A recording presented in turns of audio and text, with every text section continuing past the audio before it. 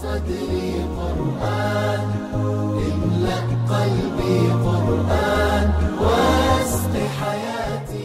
Assalamu alaikum wa rahmatullahi wa barakatuhu, brothers and sisters, and welcome to Shaykh Musleh. So today we're talking about, you want to get married, but your parents, they're not saying to you no, but they're just saying to you, wait, not yet, maybe later. So what do? The first thing, brothers and sisters, is a very standard way of dealing with an issue like this. Because remember, at the end of the day, this is not no ordinary individual telling you to wait. This is your mother or your father, or even both of them. Allah Azza wa Jal says, don't even say uff to them, which is an expression to mean don't even think about disobeying them. If you can at least erase that thought out of your mind, try to do that. So what I'm getting to here is that at this point, when it comes to your marriage, yes, brothers and sisters, if you can, put yourself in second place. Try to obey your parents. Why? Because Allah Azza wa Jal simply orders us that we have to obey our parents to the best of our ability.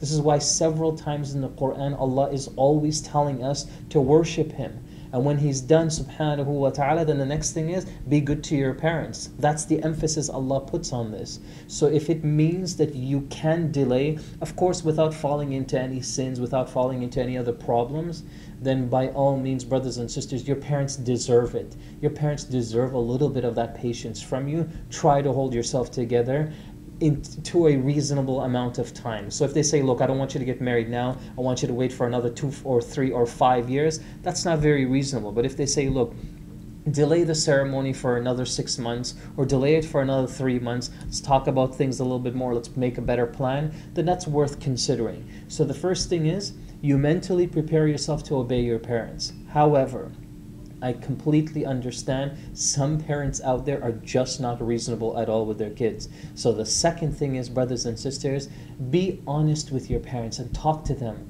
Let them know exactly how you feel. Don't try to go in and out or behind or things like that to try to find loopholes of getting through to your parents. Don't get a stranger to come and say, look, talk to my mom because she won't listen to me, she needs help. Don't do that to your parents. You're the child. Go up to them, be the mature individual. Show them that you're ready to take on this responsibility of getting married, and let them see that honesty from you. I'll tell you, brothers and sisters, from my own experience and from the experience of other people that I've counseled in the past, this always works. It's always positive, insha'Allah, that once you're honest and you approach your parents fi sabilillah, for the sake of Allah Azza wa Jal, Allah just always makes things easier, and parents do see something mature in their kids. The third and the final advice that I'll give you, brothers and sisters, is if delaying is not an option for you because of sin and mistake and things like that, don't make this decision on your own to go and marry without your parents' involvement or their permission, or in this case, their blessing. Try to have somebody to mend and soften that relationship between you. So if it means that you say to your parents, look, I can't delay the marriage any longer, but the imam or so on is going to help talk us through this, or is going to help mediate the situation, then try to consider doing that.